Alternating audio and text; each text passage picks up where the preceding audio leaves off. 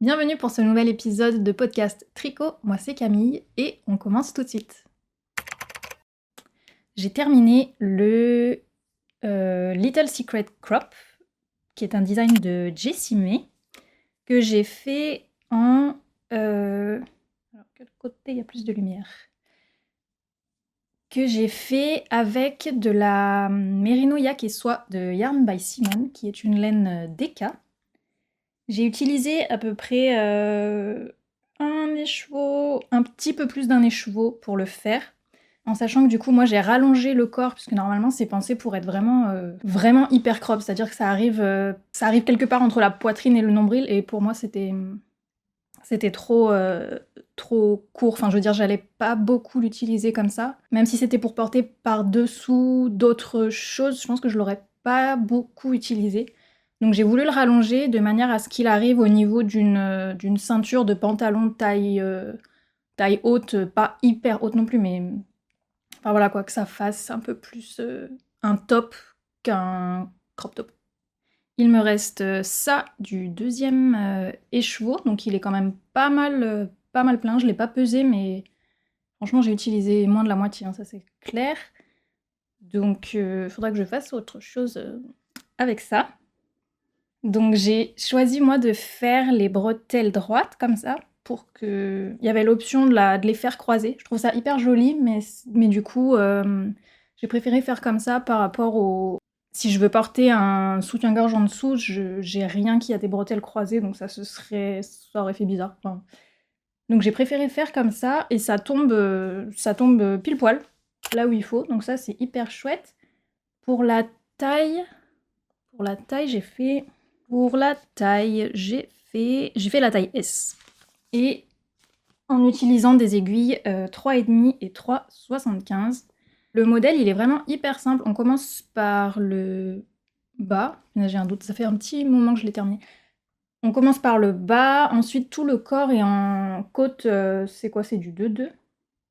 3,3? Et on fait basiquement ensuite des diminutions pour former la partie avant ici. Et ensuite, on vient faire des bretelles en jersey double. J'ai vraiment aimé la façon de décrire le patron de Jessie May. J'ai trouvé qu'elle prenait vraiment en compte les... Enfin, c'était vraiment bien expliqué. Elle mettait vraiment pas mal de détails sur des erreurs qui pouvaient arriver si jamais on n'est pas forcément très expérimenté en tricot. Donc des interrogations qu'on peut avoir, et elle pensait vraiment à ces choses-là et à les préciser dans le patron, donc franchement je l'ai trouvé hyper bien écrit. Ça c'était très chouette, je vous mettrai des images portées du coup, mais j'aime beaucoup. La Merino Yakesoa de Yarn by Simone, elle est très très douce, elle est hyper agréable à tricoter. J'avais utilisé des aiguilles en bois, oui c'est ça, c'était les Look Driftwood. Et franchement, ça glissait hyper bien dessus. Enfin, c'était vraiment trop agréable à faire et vachement rapide, puisque du coup, l'NDK sur un petit modèle comme ça, franchement, c'est très satisfaisant. J'aurais pu du coup le faire un peu plus long encore. J'ai pas vraiment réussi à estimer ma laine. Comme on commence par le bas, on peut pas l'essayer au fur et à mesure, et du coup, j'arrivais pas à voir en fait quelle quantité allait me prendre de faire la partie du haut et les bretelles. En fait, ça prend vraiment pas grand chose, donc j'aurais vraiment pu faire plus long. Mais bon, ça je le saurai pour la prochaine fois. Parce que moi, du coup, là, le corps fait 28. J'ai fait 28 cm, ce qui est beaucoup plus que ce qui était marqué dans le patron. Mais c'est un top vraiment très très sympa que je n'ai pas encore porté, du coup, ce qui fait encore un peu froid. Mais je pense que ça peut être chouette à porter sous des surchemises. Ou même après à porter comme un maillot de corps, entre guillemets, sous un pull. Ou après à porter tout seul quand il fait plus chaud. Ah oui, je l'ai pas bloqué. Je pense pas qu'il y ait une réelle utilité à le bloquer. C'est quelque chose de très très élastique de toute façon. Peut-être que ça peut jouer sur la longueur de le bloquer, je ne sais pas, mais j'avais peur en fait que de détendre les bretelles, parce que là elles ont vraiment pile la longueur qu'il faut pour qu'on ne voit pas un soutien-gorge en dessous et que le truc arrive au bon niveau devant et dans le dos. Donc j'avais peur qu'en le bloquant, je les détende, donc j'ai pas osé le bloquer pour l'instant. Ensuite, j'ai fait une deuxième capuche Bombec. Donc je vous avais montré la première en décembre que j'avais faite pour ma maman. Et là, je m'en suis fait une pour moi avec de la cascade yarn 100% alpaga, qui est très très douce, hyper agréable. C'est donc de la laine DK. J'avais pris 2 écheveaux chez Lille Oisel et j'ai fait la taille 3, ce qui m'a presque... Où est-ce que j'ai... Ah oui. Ce qui m'a presque tout utilisé, pas tout à fait. Il me reste ça du deuxième écheveau. Un peu moins de la moitié peut-être. Celle que j'avais fait pour ma maman, pour moi, elle était un peu serrée. J'avais fait la taille 2. Elle était un peu serrée autour du visage, entre autres, quand je la portais. Donc je savais que pour moi, il fallait que je fasse plus grand. Donc j'ai pris la taille la plus grande. J'ai fait exactement ce qui était indiqué dans le patron. Le montage en... Comment ça s'appelle Italian Castone, je crois. Avec la vidéo qui est indiquée dans le patron écrit. Je crois pas avoir rajouté de centimètres en hauteur. Par contre, ce que j'ai fait, c'est que au niveau de la coulisse ici, j'ai relevé beaucoup plus de mailles que ce qui était indiqué. Puisque c'est là que j'avais trouvé que c'était trop serré dans le premier patron. Et surtout que là, du coup, au niveau de la coulisse, ça ne... on peut pas vraiment l'étirer après au blocage. C'est assez fixe comme... Enfin, pas élastique cette partie.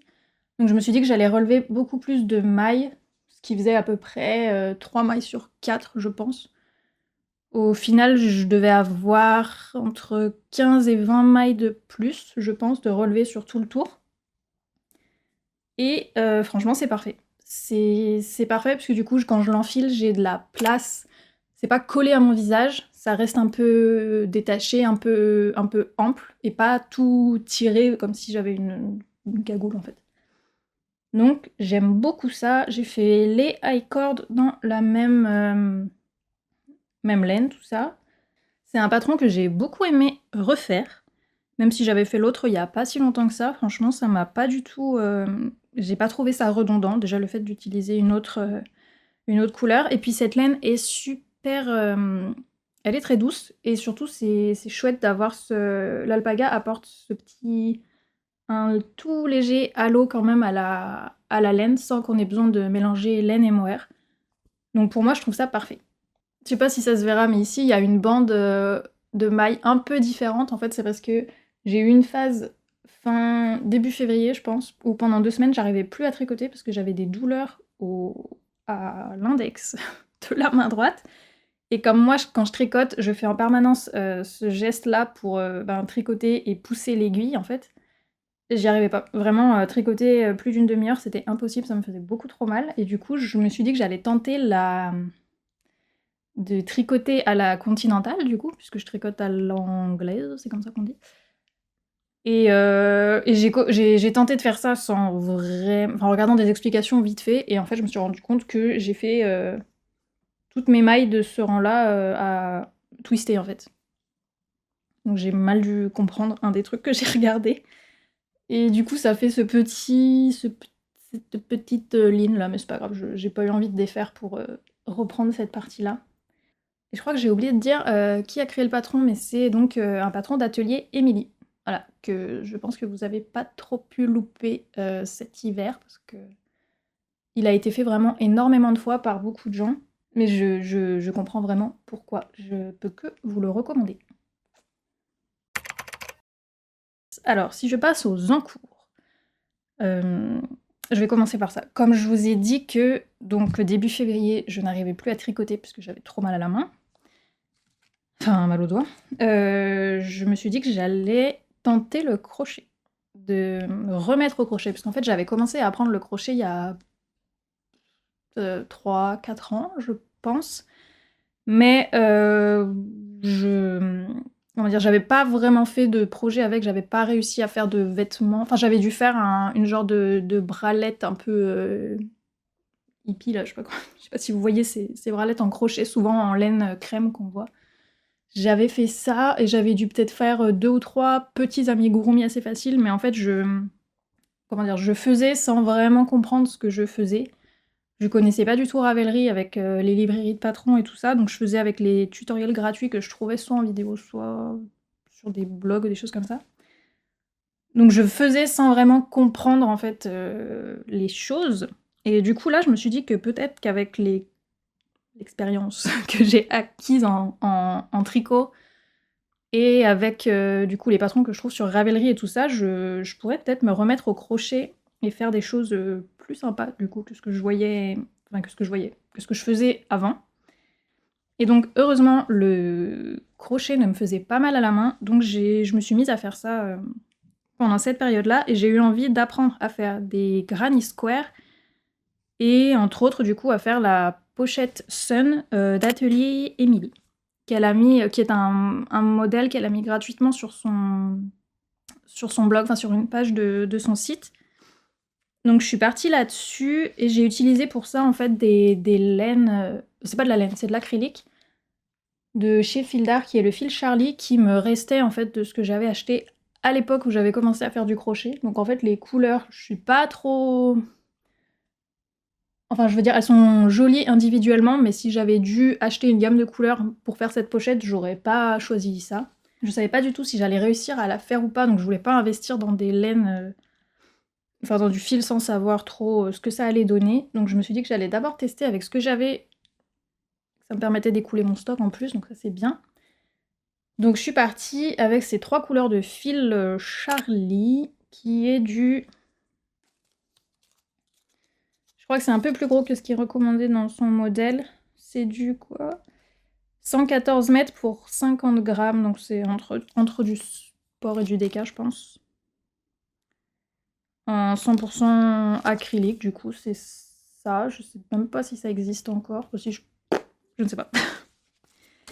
Et donc c'est ces 3 couleurs-là. Donc il y a un espèce de jaune moutarde, tournesol, je sais pas trop. Alors ça, c'est une couleur que j'ai du mal à définir parce que suivant la luminosité, je la vois soit très rose, soit corail, soit orange vif. Enfin, orange-rouge vif. Je sais pas trop. Je dirais que c'est un corail un peu vif. Voilà. Et un gris, gris clair, comme ça. Donc je fais ça, et franchement j'ai beaucoup aimé faire ces petits carrés là, et ensuite l'assemblage. Je trouve le geste du crochet hyper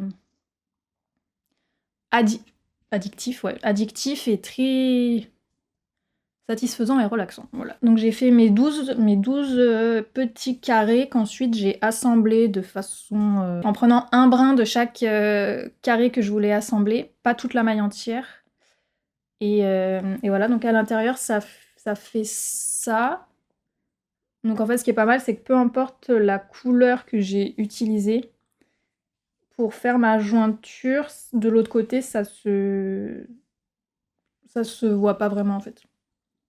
C'est assez invisible, donc ça j'aime bien. J'ai rien bloqué par contre. Mes carrés étaient à peu près... ils étaient à peu près de la même taille. Après, une fois assemblés, en fait, ça tend l'ensemble. Plus on rajoute de tours à côté, et plus tout se met en place correctement. Donc ça c'était plutôt bien. Franchement, il n'y a pas eu de difficulté particulière.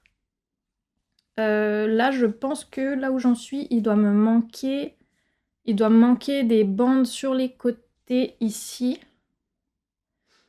Et ensuite, il y a la possibilité d'ajouter une doublure en tissu et une fermeture éclair, ou juste la fermeture éclair. Et pour faire ça, je regarderai la vidéo de Sofiana de Sautricot qui a fait une vidéo pour expliquer tout ça. Je pense que ça va m'être très utile parce que j'ai vraiment aucune idée de comment faire ça. Et moi, j'aimerais mettre une doublure en tissu à l'intérieur parce que j'ai des chutes de tissu et que avec le crochet, on a quand même pas mal de trous, notamment dans les coins ici, ce qui peut être embêtant suivant la taille des choses qu'on met dedans. Donc je vais tenter de mettre une doublure et de mettre une fermeture éclair qu'il faut que j'achète quelque part parce que je ne pense pas que j'en ai qui fasse cette longueur. C'est probable que je m'en fasse une autre après dans des couleurs que j'aime mieux du coup. Peut-être en monochrome ou alors en faisant chaque sunburst pareil, mais de plusieurs couleurs, dans le même sunburst. Il y a vraiment pas mal de possibilités. Vous pouvez même, je crois que j'ai vu des gens qui avaient ajouté une anse pour faire comme un sac à main. Ce qui peut être hyper sympa aussi. Ensuite, pour revenir au tricot, j'ai continué mon pull 13KO que je tricote en Frida de chez Lang Yarn. Donc c'est un patron gratuit de E-Long avec Anna, comme ceci. Donc par rapport, la dernière fois j'étais encore en train de faire le corps et depuis je suis arrivée du coup à la fin de ma pelote, de la première pelote qui s'est terminée pas très loin de la séparation entre le corps et les manches. Et donc ensuite, au lieu de continuer le corps, je me suis dit que j'allais passer directement aux manches pour me permettre de les faire de la longueur que je voulais et ensuite utiliser tout le reste de la laine pour faire le corps sans me demander si j'aurais assez pour les manches ou pas, tout ça. J'avais pas du tout anticipé que forcément les rayures sur les bras allaient être plus larges que sur le corps, forcément, puisqu'il y a moins de circonférence. Donc au début, j'étais moyennement contente avec ça, mais au final c'est comme ça. De toute façon, je peux pas y faire grand-chose, parce qu'en fait, je me suis dit que même si j'avais tricoté les deux manches en même temps, du coup, sur le même câble, ça aurait rien changé au problème, puisqu'il aurait fallu que j'utilise une pelote par manche, si j'ai bien compris comment on fait pour tricoter deux manches en même temps. Donc au final, ça aurait été la même chose. Enfin, c'est pas quelque chose que j'aurais pu éviter, donc voilà, c'est pas grave. On voit que cette pelote-là est un peu plus claire que le reste. Donc je ne sais pas en fait si c'était que le bain n'était pas le même ou quoi, c'est possible. Mais bon, voilà, c'est comme ça. J'ai fait un peu moins de diminution que ce qui était recommandé. Sur le premier 13KO que j'avais fait, je trouvais que les manches étaient quand même très très très fitées, vraiment collées, et je préférais avoir un peu plus d'aisance par rapport à ça. Donc moi, ce que j'ai fait, c'est que j'ai commencé mes diminutions plus tard. Et j'ai fait à chaque fois un rang de diminution tous les 3 cm à peu près. Et j'ai vraiment juste resserré à la fin pour avoir un poignet, lui, pour le coup, plus petit que ce qui était recommandé pour cette taille-là. Pour que le poignet, lui, soit plutôt ajusté, mais que le reste de la manche reste pas trop collé à mon bras. Je fais la taille 105. En ayant augmenté d'une demi-taille d'aiguille par rapport à ce qui est recommandé, donc j'utilise du 4,5. Et heureusement que j'ai fait ça, parce que pour l'instant, du coup, j'ai pu essayer avec une seule manche de fête, et il me paraît non plus pas hyper grand. Donc heureusement que j'ai fait ça. Je verrai, je pense qu'au blocage, il se détendra un peu, puisque la Frida de Lang, je crois que c'est de la Super Wash. Merino Extra Fine Super Wash. Donc je pense que ça se détendra un peu au blocage. Mais je l'adore, et la laine est vraiment super douce et moelleuse. C'est du fil single. Et je trouve que ça lui donne vraiment un moelleux et un gonflant très très sympa. Donc vraiment à toucher comme ça pendant que je tricote, il est extrêmement doux. Donc ce patron, si vous le connaissez pas, c'est un petit col en point mousse, et ensuite on forme des raglans ajourés tout du long, voilà, du haut du buste, comme ça. Et ensuite on sépare les manches et le corps, et on tricote en jersey jusqu'au bout, avec normalement ici 8 cm de point mousse pour les poignets, et je crois 8 cm en bas du corps aussi. Moi je fais moins. Pour les poignets, j'ai fait 3 cm, et je pense que je ferai pareil pour le bas du corps, parce que je préfère visuellement ce que ça donne comme ça. Donc là, je viens de commencer la deuxième manche. J'en suis pas très loin. J'ai fait 2 cm et demi, 3 cm. Donc ce serait bien que je le termine dans pas trop longtemps, parce que j'aimerais pouvoir en profiter pendant qu'il fait encore un petit peu frais. Bon, je pense que j'ai encore de la marge, mais voilà. Ensuite, j'ai eu envie de tricoter une chaussette en tenant en double 2 fils de fingering. Donc là, c'est de la Arwetta de Filcolana, qui est très très douce au passage. J'avais envie de tenir ces 2 fils en double et voir ce que ça allait donner au niveau de l'épaisseur sur la chaussette, et également au niveau du mélange de couleurs. Je savais pas exactement comment ça allait ressortir. Et donc ça m'a donné ça. Donc je trouve ça vraiment très sympa. Donc là, comme c'est 2 couleurs très contrastées, ça donne cet effet-là, mais je pense que si on utilise 2 couleurs, qui sont assez proches dans les tonalités et qu'on a juste un petit contraste, plus foncé, plus clair, ça peut faire un effet chiné aussi très sympa. Enfin, je pense qu'il y a vraiment des moyens de s'amuser si on mélange par exemple aussi, je vais peut-être essayer de faire ça, c'est mélanger un fil blanc comme ça avec une laine autorillante et voir ce que ça donne. Je pense que ça pourrait donner un effet très chouette. Donc j'ai démarré cette chaussette avec des côtes 1-1. Ensuite, je suis partie en jersey tout simple et j'ai voulu tester la méthode du talon à rang raccourci. J'ai utilisé le tutoriel qui était dans le livre Tricoter ses chaussettes.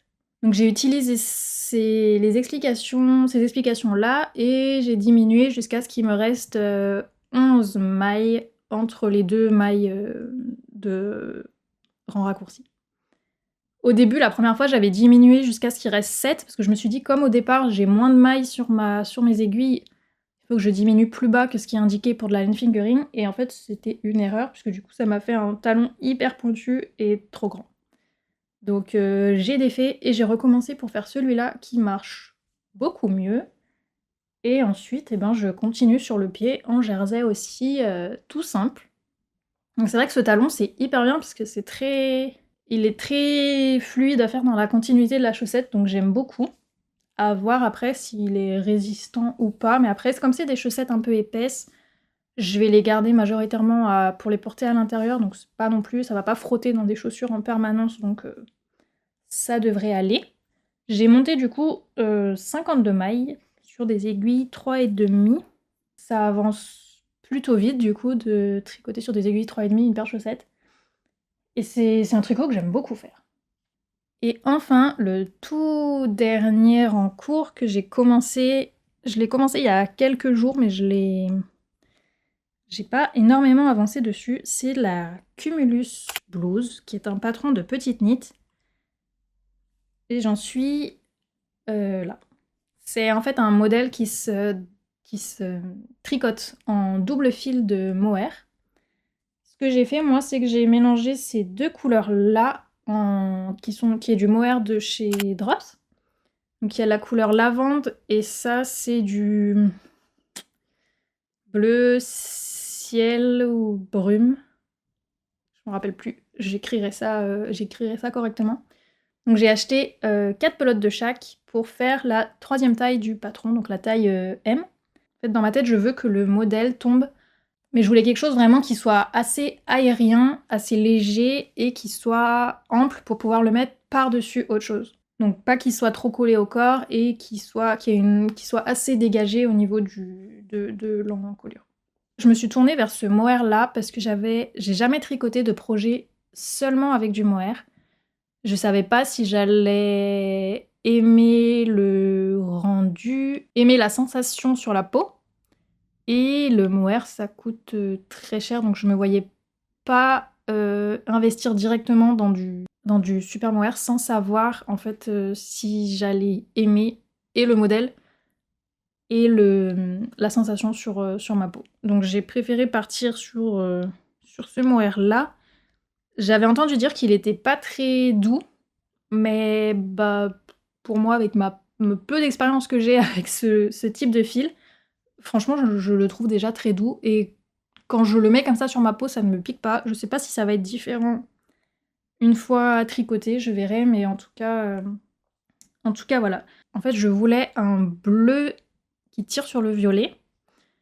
Et sur le site Kalidou, j'ai commandé sur Kalidou, le lavande, j'avais du mal à savoir en fait s'il est tiré plus sur le violet, plus sur le bleu. En cherchant des images sur Ravelry, j'ai vu que quand même sur pas mal de photos, il rendait vraiment très violet par rapport à ce que je voulais. Donc je me suis dit que j'allais mélanger en fait le lavande et un bleu très clair. Et au final, ça donne cette couleur que j'aime beaucoup. Je trouve que le lavande ressort quand même plus que le bleu clair.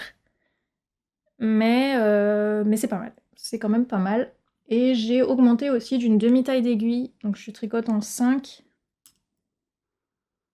Ouais, je tricote en 5, donc je pense que les trous sont légèrement plus ajourés que ce qui était prévu, mais moi ça me va par rapport à ce que je cherche du coup. Donc on va voir si j'arrive à faire mon pull, enfin cette blouse telle que je l'imagine. Pour l'instant c'est vraiment le tout début, donc là on est en train de former l'encolure avec le col V qui va se mettre comme ça devant. Et voilà, c'est pas hyper rapide à faire, je trouve. Je sais pas si c'est le fait de tenir les 2 fils de mohair qui fait que, je sais pas, je fais plus attention et que du coup j'avance pas hyper vite.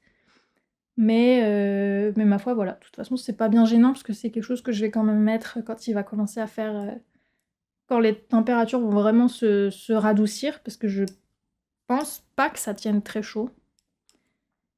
Mais voilà, pour l'instant c'est ça, et je suis vraiment contente de pouvoir tester de tricoter quelque chose tout en mohair.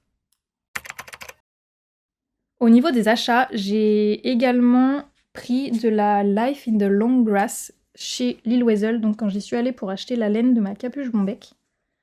Parce que je voulais tester cette marque depuis vraiment longtemps. Et donc je me suis pris 2 écheveaux de comme ceci. C'est de la single, donc 366 mètres pour 100 grammes, dans le coloris floral. La base est beige blanc cassé, quoi, naturel.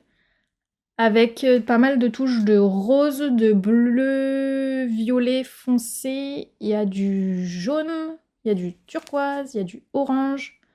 Il y a vraiment pas mal de notes de couleurs et pour moi c'est un coloris qui est que je trouve très estival, voire printanier. Donc j'ai pris 2 écheveaux pour me faire un top. Je sais pas encore lequel, j'ai pas vraiment réfléchi en fait avant de l'acheter. Mais bon, avec 2 écheveaux, j'arriverai forcément à me faire un top. Donc à voir ce que je vais faire, j'ai encore le temps de réfléchir à ça, mais j'ai vraiment hâte de voir ce qu'elle donne une fois tricotée. Donc c'est tout ce que j'avais à vous présenter pour cet épisode. Merci beaucoup encore une fois d'avoir regardé et d'être au rendez-vous. Donc je vous dis merci et à bientôt dans la prochaine vidéo.